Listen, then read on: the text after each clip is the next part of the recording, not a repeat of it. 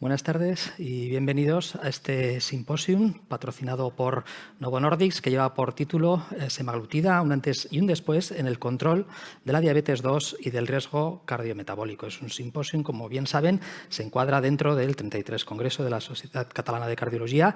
Yo soy el doctor Ignacio Ferreira, jefe de servicio de cardiología del Hospital Valdebrón, y para mí es un honor tener con nosotros a la izquierda de todo al doctor José Miguel González Clemente, endocrinólogo y consultor del Servicio de Endocrinología y Nutrición del Hospital Prat Taulí de Sabadell, y a mi izquierda nuestro bien, siempre alabado y nunca bien ponderado, doctor Xavier Moll. Buenas tardes a los dos, buena tarde. Y el motivo de este simposio sin duda es lógicamente, el cambio de paradigma que ha habido para el cardiólogo en el manejo y el tratamiento de los pacientes que tienen diabetes mellitus y alto riesgo cardiovascular. Y esto es así por lo siguiente.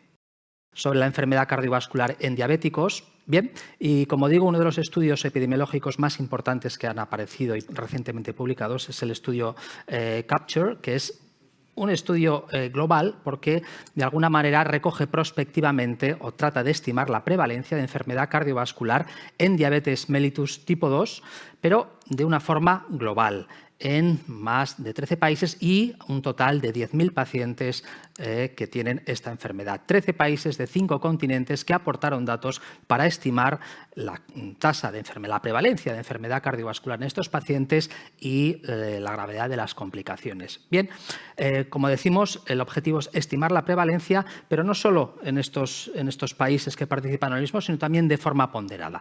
De forma ponderada porque cada país tiene sus tasas lógicamente específicas de diabetes y de alguna manera los números se tienen que adaptar a ellas. Y además explorar la diferencia entre países en cuanto a la prevalencia de enfermedad cardiovascular en este tipo de pacientes diabéticos tipo 2. Bien, y los hallazgos, por otro lado, pues no son nada sorprendentes, y es que la prevalencia de enfermedad cardiovascular y enfermedad cardiovascular aterosclerótica en los 13 países que participaron en esta encuesta, en este estudio epidemiológico, es aproximadamente de en torno a 1 de cada 3 de los pacientes diabéticos. En concreto, cerca del 35% en global, y muy similar cuando se miran los datos o se desagregan en atención especializada o atención primaria.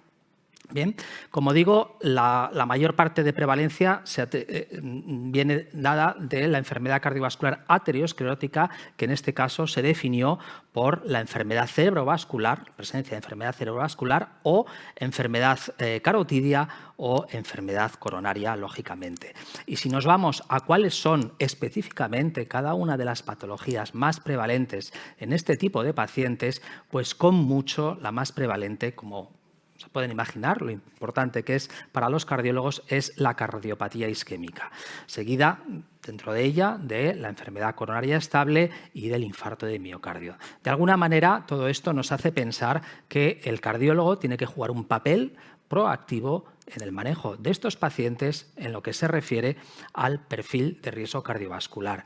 Y ya mis últimas 2 diapositivas simplemente para enfatizar que hay otros estudios en los cuales han demostrado ampliamente en otros contextos tanto el incremento de la enfermedad coronaria como enfermedad arterial periférica, como de insuficiencia cardíaca, como de enfermedad cerebrovascular sintomática en forma de ictus, con aumento de riesgos en torno a 2,2 o 1,4 en función qué tipo de poblaciones.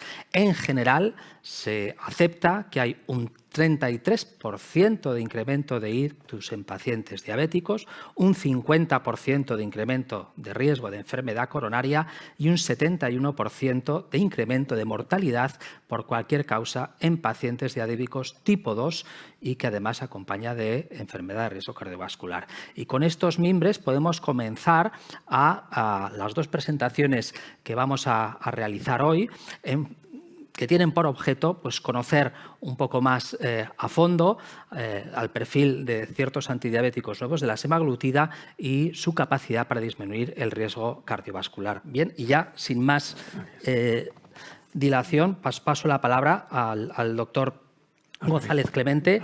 Bienvenido. Y Hola. cuando quieras. Muchas gracias por la presentación, por la invitación a la Sociedad de Novo Nordisk. Quiero agradecerlo especialmente porque es muy fructífero siempre tener interacciones con otras especialidades y especialmente con cardiología. Hoy voy a hablar un poco del semaglutide. Estos son mis conflictos de interés. No sé si no pasa. Ahora. Estos son mis conflictos de interés. En principio, según tengo entendido, fue en el año más o menos 2019 que apareció el concepto de enfermedades cardiometabólicas, que básicamente son estas tres: la enfermedad coronaria arteriosclerótica, lo que sería la fibrilación auricular y la insuficiencia cardíaca. Previamente nosotros teníamos el concepto de enfermedades endocrinometabólicas, que son básicamente la diabetes, la obesidad, la dislipemia, incluso hasta, si me apuran, la hipertensión arterial. Y en estos dos campos diferentes han surgido una serie de fármacos que llamamos fármacos frontera, que empezaron utilizándose en la endocrinología, pero que luego se han visto que son muy relevantes en otras especialidades, especialmente la cardiología, ¿no? Entonces, tenemos 3 puntos que vamos a tratar y que se traducen realmente en 3 preguntas. La primera, ¿qué es el semaglutide? La segunda es, no sé si le pasa, sí. La segunda es, ¿qué interés tiene el semaglutide para el cardiólogo? En el sentido de qué valor tiene en estos programas que se están haciendo ahora de rehabilitación estructurada de los pacientes cardiológicos. Y luego habría un tercer punto que realmente lo desarrollará el doctor García Moy, que sé que tiene una presentación muy buena al respecto, que es cómo se utiliza el fármaco de forma práctica, ¿no? Pasando al primer punto, que es ¿qué es el semaglutide? Primero quisiera introducir que el semaglutide ha supuesto una revolución en el campo de la endocrinología, porque hasta que no aparecieron los análogos del receptor GLP-1, el tratamiento de la diabetes tipo 2 era muy desagradable. O sea, empezábamos con dieta, ejercicio, metformina no funcionaba, empezamos a dar fármacos que engordaban, sulfonilureas, insulina, incluso pioglitazona. El paciente se iba engordando, cada vez teníamos que poner más dosis de insulina, incluso al final llegábamos a 4 dosis de insulina al día, que realmente muchos ni se ponían, porque esta complejidad del tratamiento hacía que no fueran adherentes y que el médico también tuviera una cierta inercia al colocar estos fármacos. Toda esta historia cambió con la aparición de los análogos del receptor de GLP-1 y luego con los ISGLT2, porque estos fármacos nos permitieron controlar la enfermedad bajando de peso sin hipoglicemias, que estos son realmente el aumento de peso y las hipoglicemias lo que hace que el paciente no se adhiera al tratamiento, y todo eso controlando la glicosilada. Es decir, pasamos de un concepto de glucocentrismo, donde lo importante era la glicada, de menos de 7, a un cono sin hipoglicemias daba igual, a un concepto donde la glicada debía ser lo más bajo posible, pero siempre controlando peso y sin hipoglicemias. Bueno, en este contexto, en el año 2018 ya el consenso conjunto de la Americana de Diabetes y de la Europea de Diabetes ya estableció que el primer tratamiento inyectable en un paciente con diabetes tipo 2 debía ser un análogo del receptor de GLP-1, que no debía utilizarse la insulina como primera alternativa terapéutica inyectable en estos pacientes. Bueno, ¿y qué es el semaglutide? Bueno, el semaglutide es el análogo del receptor de GLP-1 de referencia en estos momentos, y voy a dar pruebas de por qué esto es así. Pero claro, ¿qué es el GLP-1? GLP-1, el Glucagon Lipeptide Type 1, es una incretina, es decir, es una hormona que secreta en las células neuroendocrinas de la pared intestinal cuando se produce la digestión. Esta hormona accede al páncreas y ahí en el páncreas estimula la secreción de insulina.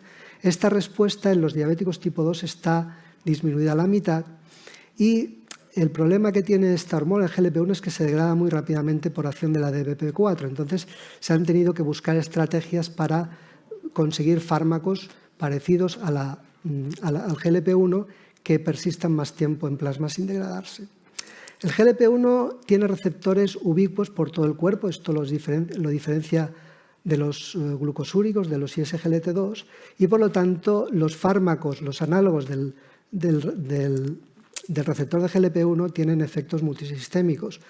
Luego hablaré de los efectos sobre el sistema cardiovascular, pero, por ejemplo, a nivel cerebral disminuye la sensación de apetito, aumenta la sensación de saciedad. En el riñón, por ejemplo, lo que hacen es estimular la natriuresis, y en el tubo digestivo, por ejemplo, retrasa el vaciado gástrico, dando una mayor sensación de saciedad. Esta es la estructura del semaglutide, que es un análogo del receptor GLP-1 de tipo humano, con una alta analogía estructural con el GLP-1 humano, alrededor del 95%, y que tiene una serie de sustituciones de aminoácidos para hacerlo resistente a la degradación por la DPP-4, y además tiene una cadena de un ácido graso de 18 carbonos, que es lo que permite que se una a la albúmina y que se alargue la vida media de este fármaco en plasma, que viene a ser la vida media de alrededor de 7 días. Forma parte de esta familia de GLP-1s, que también los hay, por ejemplo, de origen a partir del veneno de un lagarto del desierto de Arizona, como son el lisisenatide y el exenatide. Y luego tenemos los que serían humanos, que son todos los que veis en el otro lado, la liraglutide, dulaglutide, semaglutide y albiglutide, que se retiró del mercado. Los que son de administración semanal en este momento es el exenatide de administración semanal, que se utiliza muy poco porque tiene un dispositivo muy poco amigable, con una aguja realmente muy gruesa. Y también tenemos el dulaglutide, que el dulaglutide, la diferencia que tiene fundamentalmente con el semaglutide es que su peso molecular es 15 veces mayor y su vida media es de 5 días, lo cual condiciona que cuando los administramos semanalmente haya unos 2 días que se nos escapen un poco, ¿no? Sin embargo, con semaglutide, con una administración semanal, conseguimos unos niveles muy estables a lo largo de esos 7 días. Incluso se puede administrar más allá incluso de 7 días. Bueno, y estas diferencias estructurales y de farmacocinética condicionan que en estos momentos el semaglutide sea el fármaco de referencia del grupo. El semaglutide tiene un programa de desarrollo en el que se ha comparado con muchas alternativas terapéuticas, que es el programa Sustain, que tiene varios Sustains. Hay uno que es el Sustain 3, que no comentaré, que lo compara con el exenatide LAR de administración semanal. Y lo voy a comparar sobre todo con el dulaglutide, que también es de administración semanal. Aquí veis que es el estudio Sustain 7, donde veis el efecto que tiene sobre la glicada. Semaglutide a dosis de 1, que es la dosis más alta, hay 3 dosis, 0,25, 0,5 y 1. A esta dosis disminuye la glicosilada un 25% más que el dulaglutide a la dosis máxima, que es de 1,5. Veis que las diferencias son de 1,4 a 1,8 de descenso de glicosilada. Cuando hablamos de peso, las diferencias son todavía mayores, porque con semaglutide bajamos 6,5 kilos de peso, viene a ser en torno a un 7%, mientras que con dulaglutide el descenso es de 3 kilos, o sea, es bastante menor, menos de la mitad.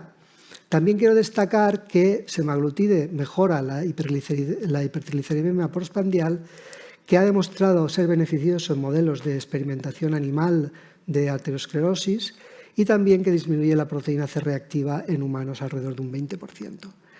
Como consecuencia de todo esto, creo que podemos concluir que es el fármaco más eficaz en términos de pérdida de peso y de descenso de glicosilada del grupo, y además también probablemente es el más coste efectivo, porque los precios de semaglutide 1 y de dulaglutide 1,5 son iguales, prácticamente iguales. Paso al segundo punto, en el que me voy a centrar más en lo que sería por qué puede ser interesante para el cardiólogo este tipo de fármacos. Bueno, y la respuesta estaría en el Sustain 6, que es el estudio de seguridad cardiovascular de semaglutide, que ya se publicó hace 5 años, y en el que se aleatorizaron más o menos 3.300 pacientes a 4 grupos, semaglutide 0,5 con uno de placebo y semaglutide 1,0 con otro de placebo. El estudio ya preespecificaba que se iban a considerar juntos las 2 dosis de semaglutide al evaluar el endpoint primario, que era MACE3, o sea, era mortalidad cardiovascular, infarto no fatal o ictus no fatal. El estudio se prolongó durante 2 años e incluyó 2 tipos de pacientes. Unos que podíamos llamar en prevención secundaria, que eran aproximadamente un 82-83%, y el resto que eran en prevención primaria.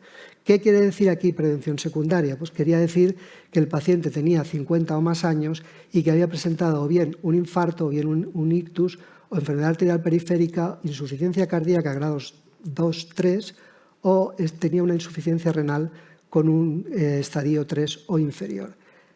Prevención primaria era 60 o más años con un solo factor de riesgo cardiovascular.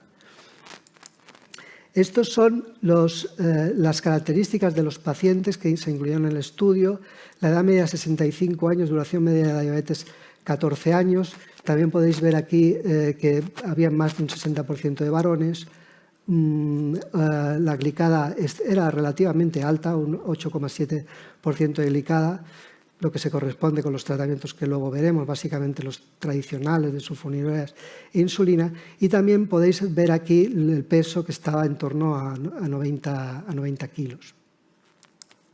Estas son otras características. El 45% nunca habían fumado, las presiones medias 136/77 y también aquí podéis ver el valor de colesterol LDL que era de 82. Era una población muy intervenida.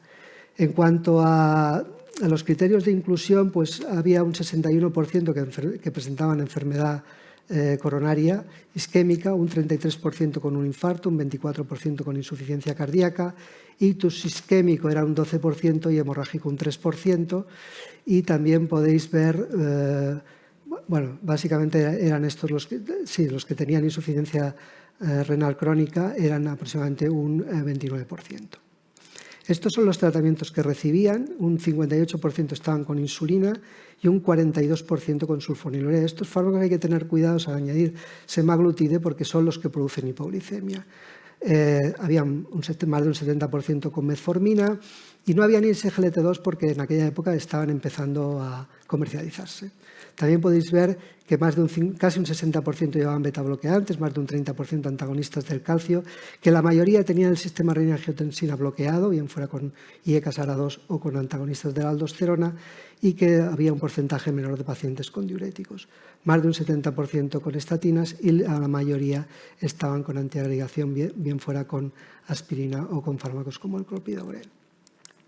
Y estos fueron los resultados en cuanto a descenso de glicada, que aquí sí que se presentan de forma desagregada según la dosis.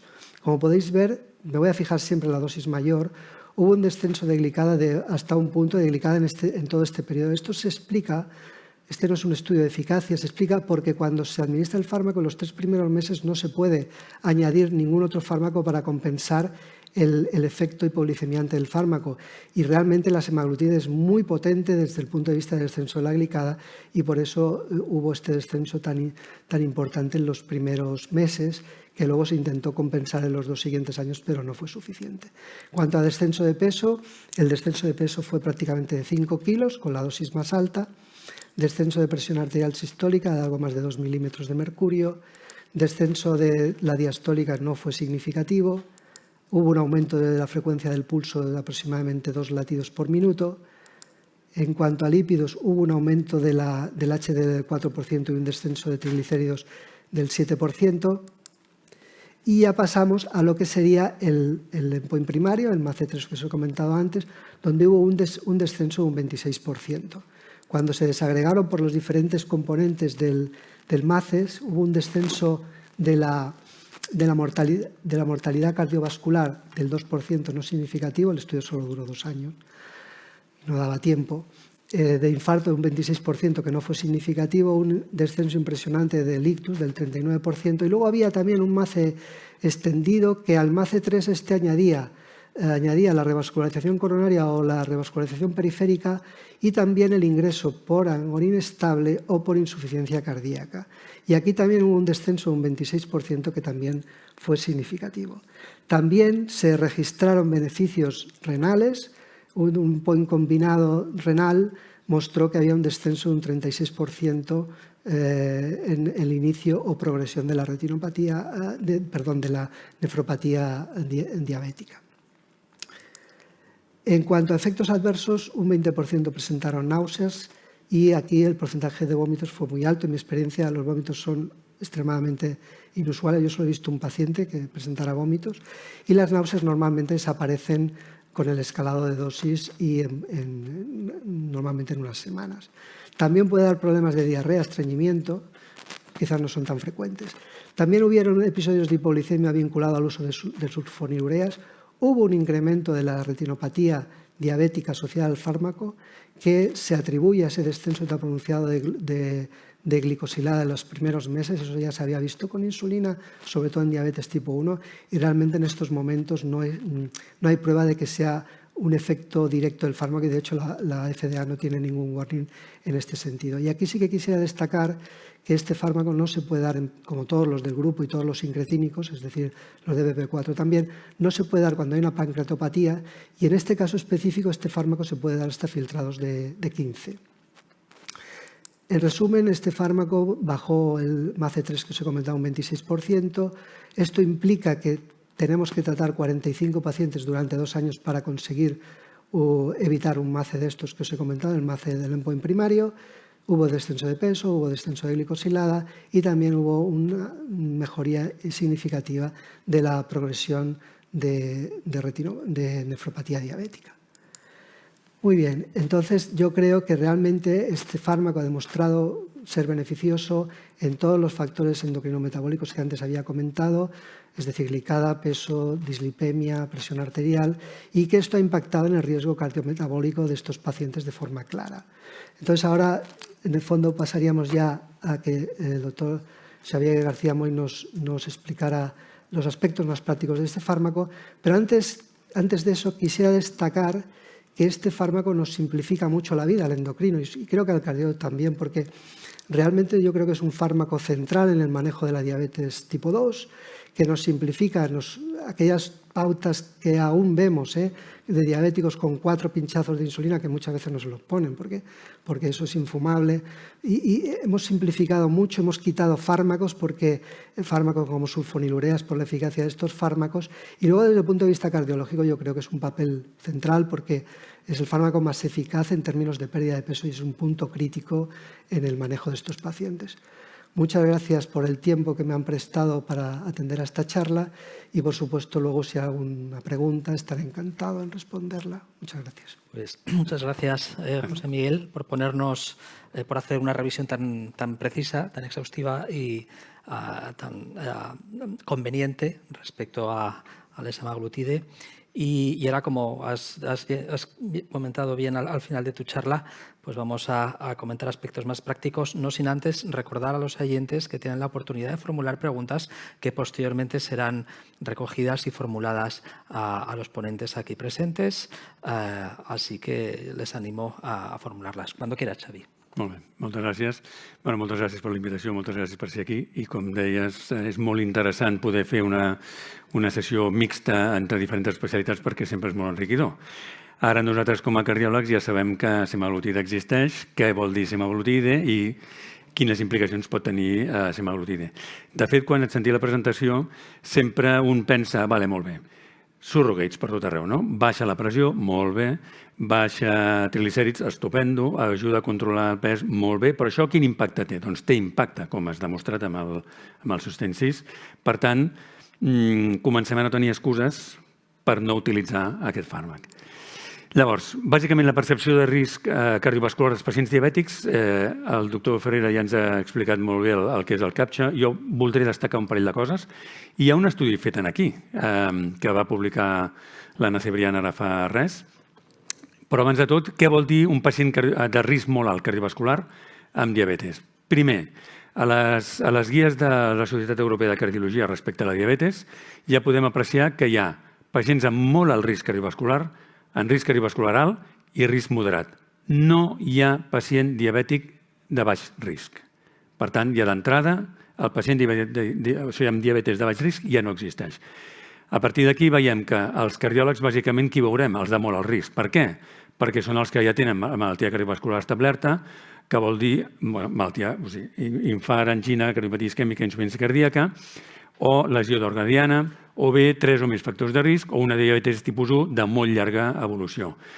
Els pacients d'alt risc seran aquells que tenen una diabetes de més de 10 anys o més d'evolució, o que tenen un altre factor de risc, però sense lesió d'òrgan diana. Aquests en veurem pocs, i si algun en veiem potser serà alguna valvulopatia o potser alguna fibrilació auricular. Però generalment, el que veurem nosaltres serà el malalt de molt alt risc. I un pensa, bueno, molt bé, Doncs això vol dir que els diabètics que tenen menys risc segurament estaran a fora de l'àmbit hospitalari, que ja hem vist per la presentació del doctor Ferreira que no és així. El pacient d'atenció primària té un perfil semblant al que podem tenir nosaltres, però és que, a més, amb aquest estudi que es va fer amb les dades que tenim aquí a Catalunya, el que veiem al final és que el pacient de risc moderat, diabètic de risc moderat a atenció primària, només és un 7%. El 40% és del risc i un 26%, una quarta part, és de molt alt risc. Potser nosaltres tindrem una proporció més alta de molt alt risc respecte a la de l'alt risc, és a dir, aquest 40-26 s'invertirà, però en qualsevol cas, atenció primària, tampoc hi ha massa malalts amb risc moderat.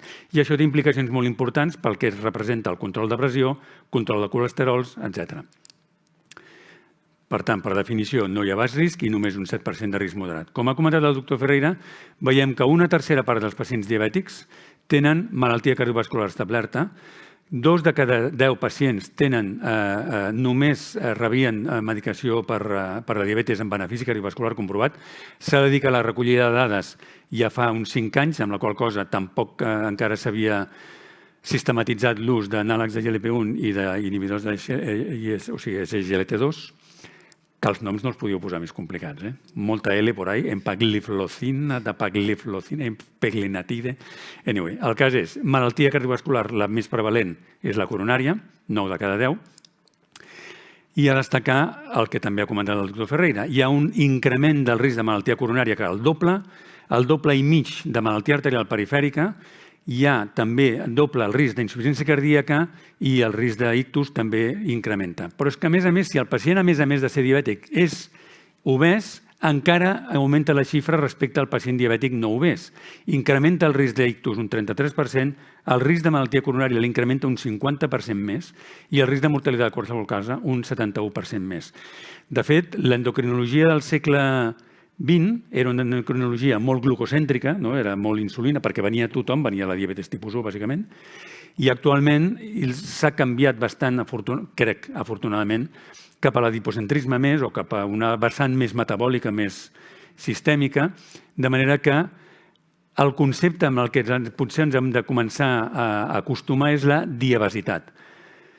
La diabetes amb obesitat confereix un risc tremendo, és un risc molt important. Per tant, també ens hem d'acostumar com a cardiòlegs a començar a pensar en el pes com a variable a tractar. Perquè, a més, si hi ha algun fàrmac que és efectiu per reduir pes en un obès, farà que sigui extremadament adherent, que sigui content, incrementarà l'adherència a un fàrmac, incrementarà probablement l'adherència de la resta de fàrmacs i podrem entrar en el cercle virtuós. A més, si perdo pes, necessitarem menys fàrmacs per a la resta de tractaments, amb la qual cosa menys insulina, etc. Aquí volia destacar només que, per variar, en el Sustain 6, com en l'EMPA-REC, per exemple, només, entre cometes, hi ha un 75% d'utilització d'estatines, la qual cosa són pacients diabètics amb risc cardiovascular alt. A destacar que encara tenim un marge de millora ample respecte, per exemple, als hipolipemiants. Recordem que a l'estudi Steno l'impacte principal pronòstic era bàsicament el tractament amb estatines. I els resultats que ja he presentat també, s'han presentat prèviament. El resultat principal es redueix el MACE a 3 punts, un 26%, un NT de 45 a 2 anys, una reducció de la nefropatia un 36%, reducció de pes, però també una reducció del 35% de revascularització coronària. Per tant, estem parlant de xifres que són extremadament interessants. I ja comencem aquí els esquemes que a endocrinologia tenen la mà trencada i a cardiologia potser som una mica més simples i no estem tan acostumats a tanta fletxa. Per tant, com hem dit que el pacient diabètic que veurem nosaltres no és de baix risc, doncs eliminem la banda més complicada i ens quedem amb la més complicada. I fixem-nos que les guies ja ens està dient, amb un pacient naïf comencem amb ISGLT2 o amb anàlegs de GLP-1 directament. I si la glicada no la tenim ben controlada, afegim la metformina per tenir un bon control metabòlic. Per tant, això és extremadament important perquè estem dirigint-nos ja directament al tractament no només de la glicada, que evidentment és necessària per protegir ronyons, ulls i cames, sinó a millorar el pronòstic cardiovascular dels nostres pacients. I això, en el grup de treball de la Societat Espanyola de Cardiologia, el grup de treball de diabetes, ja ens vam mullar bastant. Si es fixen a la banda groga i lila, en el tercer pas, sempre primer és un abordatge integral que implica dieta, exercici, etc. Però de seguida estem amb aspirina en prevenció secundària, només en prevenció secundària, estatines, ezetimibe i PCSK9 pel control de lípids. Si predomina més la malaltia ateroscleròtica, aniríem a anàlegs de GLP-1. No oblidem que també millora la nefropatia, redueix molt l'albuminúria, per exemple. Si volem un control metabòlic, afegirem metformina i ECARA2 de cara a la protecció renal, hipertensió, etc. I els inhibidors de SGLT2 per tot el que és la insuficiència cardíaca, malaltia renal, però també la malaltia ateroscleròtica, no ens en oblidem. I a partir d'aquí farem combinacions si no aconseguim un bon control metabòlic. Per tant, el pacient idoni pel tractament amb anàleg de GLP-1, segons les guies clíniques i tal com tenim organitzada l'administració a nivell del nostre estat, veiem que serà fonamental en el tractament de diabetes amb malaltia cardiovascular establerta o amb alt risc de fer malaltia cardiovascular, pacients amb sobrepès, amb obesitat, sobretot amb obesitat tal com està la legislació a Espanya, que és, per tant, amb índex de massa corporal per sobre de 30, per sota, evidentment, té benefici igualment, però se l'haurà de pagar al pacient, i amb pacients amb malaltia renal diabètica avançada. A destacar que aquests fàrmacs poden administrar fins a filtrats de 15, cosa que d'altres aquí ja no els podrem administrar. Per tant, aquí veiem que el que comentava abans, si en un estudi aleatori tenim un 75%, a la vida real aquest percentatge baixa. I aquí estaríem parlant que escassament un 60% dels pacients estaran portant estatines. Per tant, sempre tenim un ampli marge de milloria amb la nostra pràctica clínica al dia a dia, la de tothom. I respecte als fàrmacs hipoglucemians, voldria destacar aquí a la dreta que tenim un ús escàs d'un 15% d'ISGLT2, mentre que estem al voltant d'un 10% d'anàlegs de GLP-1. A destacar que aquestes dades estan recollides fa un temps. Per tant, hem d'implementar l'utilització d'aquests fàrmacs perquè ens estan cobrint tota una vessant que no cobrirem, per exemple, amb els ISGLT2, tota la vessant ateroscleròtica metabòlica. És una vessant que té impacte pronòstic, però el té més lent que no pas el que tindrem amb l'anàleg amb l'ISGLT2, perquè aquí tractarem més sobre insuficiència cardíaca, mentre que l'altre el que modificarem és l'evolució de l'aterosclerosi, principalment. Per tant, en el pacient que tinguem ingressat, per exemple, seria un bon moment per pensar amb la implementació d'aquest tipus de fàrmacs, i el que és evident és que, com sempre, crear equips multidisciplinars sempre és interessant per garantir els diferents angles de tractament d'aquests pacients. Voldria destacar la figura de la dreta. Aquí veiem molt ampliada, evidentment, el que seria l'agulla de l'administrador de semaglutide. Veiem que si el comparem amb 2 pèls humans, pràcticament l'agulla és igual d'ample. És a dir, és una agulla que és realment fina, costa de veure. Són 4 mil·límetres de llargada, però és que d'amplada és molt petita. Per tant, la punció realment és molt senzilla i és pràcticament un no se n'adona que se l'està posant. Les presentacions són aquestes, són de 0,25 mil·lígrams, clac, i vull dir que l'administració és automàtica, de 0,5 o d'1 mil·lígram. I això com ho hem de fer? Doncs bé, el PAC ve amb la pluma precarregada i les 4 agulles, de manera que llavors l'haurem d'aplicar i ja està. Com es fa això? Doncs primer es purga la primera vegada que s'utilitza el dispositiu, després en principi ja no caldria. La dosificació s'ajusta a on hauríem d'estar, inicialment a 0,25, i s'injecta a l'abdomen, a la cuixa o a la part superior del braç. L'inici es fa amb la dosi més petitona, de 0,25. Això es fa al voltant d'un mes. Si la tolerabilitat és bona, al cap de les 4 setmanes passaríem a la dosi mitja, que faríem també de 4 setmanes, almenys 4 setmanes, i realment amb aquesta progressió tan lenta de la dosi s'estalvien molts efectes indesitjables i realment la tolerabilitat és molt bona i es pot arribar al mil·lígram. Inclús hi haurà una dosi aviat per obesitat dirigida que segurament serà més alta que això. Però bé, això és una punxada setmanal, evidentment. No requereix ajustament amb insuficiència renal ni lleu ni moderada ni greu. Es pot administrar la dosi sencera fins a filtrats de 15. En pacients amb insuficiència hepàtica tampoc s'ha d'ajustar, ni en pacients amb edat avançada. I si em salto una dosi, encara me la poder donar, si m'adono que me l'he saltat dintre de 5 dies després, me la dono i la següent dosi me la dono com me l'hauria de donar igualment. I si m'adono més tard dels 5 dies respecte al dia que m'havia posat la dosi, senzillament no me la poso i em posaré la dosi que em tocava, no les dues, la dosi que em tocava el dia que em toqui. I respecte a la resta de tractaments, nosaltres, que el tractament de la diabetes el tenim com una cosa exòtica en moltes famílies i demés, senzill, com comentava, és senzill. És a dir, la pioglitazona, els cardiòlegs generalment no la donarem. Si l'ha donat algú, serà un endocrinòleg, per tant, nosaltres ens quedarem quietons, en aquest sentit. Exacte.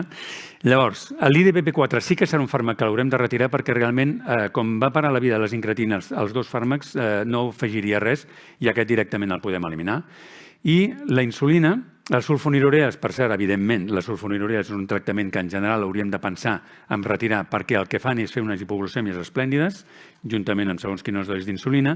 Per tant, la sulfonilurea seria millor que si anem a posar un anàleg de GLP-1, doncs retirar-la i recordar al pacient que d'entrada es podria reduir, sobretot si la glicada és de menys de 8, podríem reduir al voltant d'un 20%, directament un 20% la dosi d'insulina. I a partir d'aquí, com a més solen ser pacients molt ben entrenats, doncs a partir d'aquí, en funció de les glicèmies que vagin tenint, aniran baixant probablement les dosis d'insulina. Amb la qual cosa realment ens quedarem amb la metformina i l'inhibidor de GLT2, que són dos fàrmacs que no caldrem titular. Per tant, quan posem l'anàleg, el que farem serà suspendre l'IDPP4 si el porta, idealment la sulfonilurea, regular la insulina si la porta i la resta, res. A recordar que la insulina, des de la perspectiva cardiològica, com més tard i menys, millor, per tota una sèrie de raons que potser ara no caldrà entrar, però, per tant, veiem que és un fàrmac que és una punció setmanal, amb una agulla que pràcticament no es nota, amb un fàrmac que és molt fàcil de titular, amb un fàrmac que fa que tot l'espectre renal es pugui utilitzar sense més i que respecte als fàrmacs que més costum tindrem, que són metformina i els SGLT2, no implica modificació de dosi i al revés, implica suspensió d'altres fàrmacs, IDPP4 sulfonilurees, per tant, són fàcils d'utilitzar.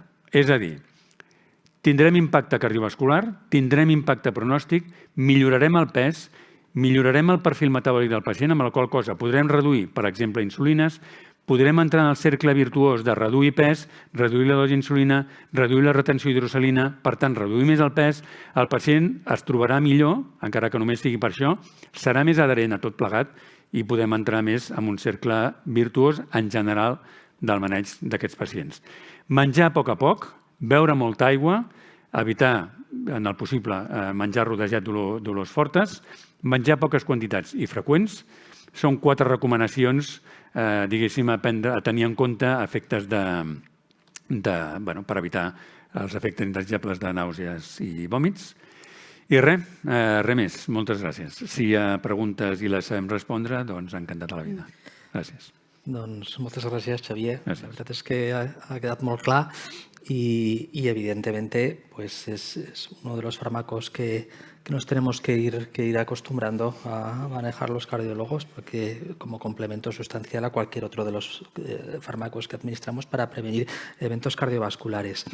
Mientras van llegando o no van llegando preguntas, a mí sí que me gustaría pues formular una pregunta a los dos. Quizá José Miguel tiene más costumbre para responder esta pregunta respecto a la insulina. A última hora, este fármaco, en el estudio SUSTAIN, ¿no? Pues, está diseñado no para los pacientes diabéticos tipo 1, sino para los pacientes diabéticos tipo 2. No está diseñado para los pacientes insulopénicos, pero llega un momento en la diabetes tipo 2 que pues, llega el momento de decidir si hay que administrar o no insulina. ¿Cómo puede afectar esto a la decisión respecto a semaglutide y derivados? Bueno, en principio sí que hay diabéticos tipo 2 que acaban como si fueran tipo 1, o sea, que habría sin prácticamente capacidad para producir insulina, pero eso es muy raro. O sea, y és muy raro. O sea, lo que passa és que, claro... Potser serà més habitual el diabètic tipus 1 obès que fa resistència a la insulina? Sí, que són els que veiem a planta. La resistencia a la insulina en el tipo 1 es muy habitual y no se valora, y además es un factor de riesgo cardiovascular, porque son estos los que dan más problemas. Los que nos ingresan a nosotros. Sí, estos son los que dan más problemas, los tipo 1 insulinoresistentes. Entonces, en el tipo 2 esa evolución es muy rara. Lo que pasa es que, claro, pensamos que era muy frecuente porque al final en el esquema habitual glucocéntrico los tratamos al final como tipo 1 porque no teníamos otra alternativa, pero eso es muy raro. Es muy raro. En todo caso, si yo tengo un paciente en esas condiciones, yo normalmente no suelo retirar la semaglutida, porque ya hay también ensayos clínicos con análogos del receptor de GLP-1, con semaglutida no, pero con liraglutida, que es el fármaco semanal diario que se utilizaba antes que la semaglutida. Con eso ya hay estudios en tipo 1 donde se ve que también pierden peso, disminuye la variabilidad glucémica. Entonces yo no lo suelo retirar y suelo añadir una insulina basal. Pero yo normalmente me encuentro más la situación inversa. O sea, pacientes que están con mucha insulina basal, incluso con más dosis de insulina, y que les voy retirando la insulina a medida añado la semaglutida. A més, habitualment el tractament de la diabetis sempre s'havia pensat en la glucèmia i la glicada. Des de la perspectiva cardiològica, crec que hem de canviar aquesta visió per una visió cardiovascular protectora. Llavors, són uns fàrmacs, els anàlegs de GLP-1 i els SGLT2, que proporcionen una protecció cardiovascular que ha estat per primera vegada a la història. I, per tant, són fàrmacs que des d'aquesta perspectiva són extremadament interessants, i el tractament de la glucèmia, diguéssim, en casos com ara aquests, jo, vull dir, piticlin i interconsulta endocrino, o vull dir...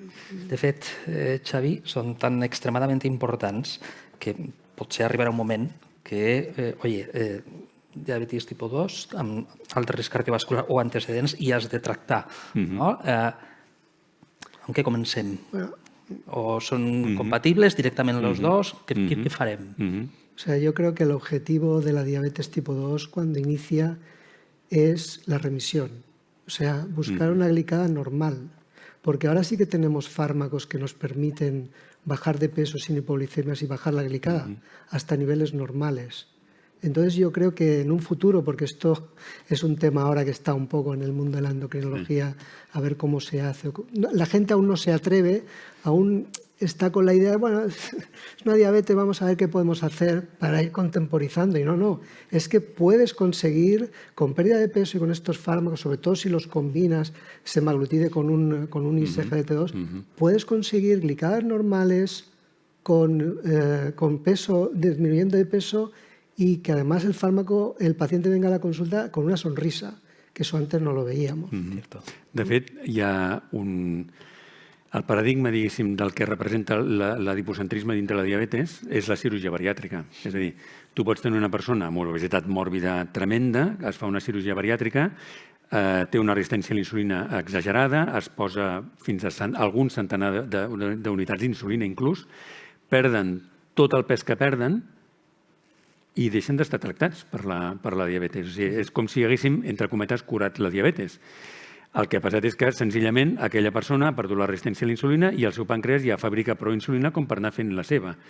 Llavors, per tant, el perdre pes és fonamental. Llavors, les eines que teníem, que eren una mica... Bueno, la cirurgia bariàtrica és un tros de cirurgia. Si ara podem tenir hèrnies que no són, evidentment, tan eficaces com una cirurgia bariàtrica que pots perdre desenes de quilos, però vull dir, si entres dintre del que seria perdre 5, 7, 10 quilos, hi ha persona que respon de forma molt generosa en quant a la pèrdua de pes, d'altres no tant, però tot el que sigui impliqui pèrdua de pes, realment són pacients que ho agraeixen moltíssim. Llavors, I tant. I els dos es poden barrejar. Que suposo que igual m'anaves a preguntar. Són complementaris, sí. Són totalment complementaris. El perfil de risc que tracten són molt complementaris, fan feina molt complementària i a més, vull dir, el fet d'utilitzar un no vol dir que hàgim d'ajustar la dosi de l'altre, sinó senzillament es posen i ja està. Probablemente el cardiólogo tiene que distinguir cuál es el fenotipo más adecuado para cada uno, aunque probablemente muchos acaben solapando y utilizando los dos. Una pregunta que tengo para José Miguel, un poquito más más específica y especializada de tu campo, porque seguro que de esto, pues a mí me ha sorprendido cuando has presentado los resultados y he leído los resultados del estudio SUSTAIN, la tremenda, de todo el efecto sobre el MACE, sobre el Composite Endpoint, sí, el tremendo efecto tan desligado sobre el ictus por encima de otras variables cardiovasculares. ¿Hay alguna explicación o has leído? ¿Se dice algo de por qué se diverge tanto en cuestión de beneficio sobre este tipo de evento? Hasta donde yo sé, no sé por qué el ictus tiene esta prioridad. También pasa con la dulaglutida, por ejemplo. También el estudio de la dulaglutida, el de seguridad, es diferente, pero también el efecto fue sobre todo sobre el ictus. No lo sé, no te sé responder esa pregunta. Yo también me la hago muchas veces y no sé por qué. No sé. Y si acaso, para acabar, de aspecto un poco más práctico para el cardiólogo, porque nos estamos enfrentando a tener que prescribir en el buen sentido, ¿no? Porque es una buena noticia, es un cambio de paradigma estos fármacos. ¿El semaglutide cómo está en aspecto de financiación? Has comentado algo, Xavier, de forma genérica, pero ¿realmente se puede prescribir ya directamente a todos los diabéticos que tienen indicación? ¿Es necesario hay algún tipo de restricción, de visado? Procede, que te lo bueno, el fármaco está financiado para diabéticos tipo 2 con obesidad, índice de masa corporal por encima de 30 o igual a 30 y que lleven otro fármaco para la diabetes tipo 2. Esas son las condiciones de financiación. La ventaja que tiene el semaglutide es que todas las presentaciones valen lo mismo, cuestan igual. ¿Eso qué quiere decir? Quiere decir que una vez has puesto la dosis de 0,25, yo siempre intento llegar a la de 1 porque voy a poder quitar fármacos, voy a poder quitar insulina y voy a simplificar el tratamiento. Que la insulina es cara. Es muy cara también. Y además es que van a perder peso, claro, que eso es clave, ¿no? Y no van a tener hipoglicemia, lo van a tener menos. O sea, que yo creo que ese punto del precio es fundamental, porque normalmente los fármacos, cuando aumentan la dosis, son más caros, pero aquí no, valen igual. Y ese es un punto práctico importante también. Muy bien. Pues yo creo que aquí lo podemos dejar. Muchas gracias a los dos ponentes, al doctor José Miguel desde el punto de vista del aspecto endocrinológico mucho más especializado y a Xavier por la parte más práctica que nos toca a los cardiólogos. Yo creo que ha sido pues realmente muy esclarecedor y a la vez muy pragmático y bueno, pues nos tenemos que ir acostumbrando a que para manejar el riesgo cardiovascular en pacientes diabéticos y disminuir la tasa de eventos pues va a ser esencial el uso de estos fármacos. Muchas gracias. Gracias. Gracias.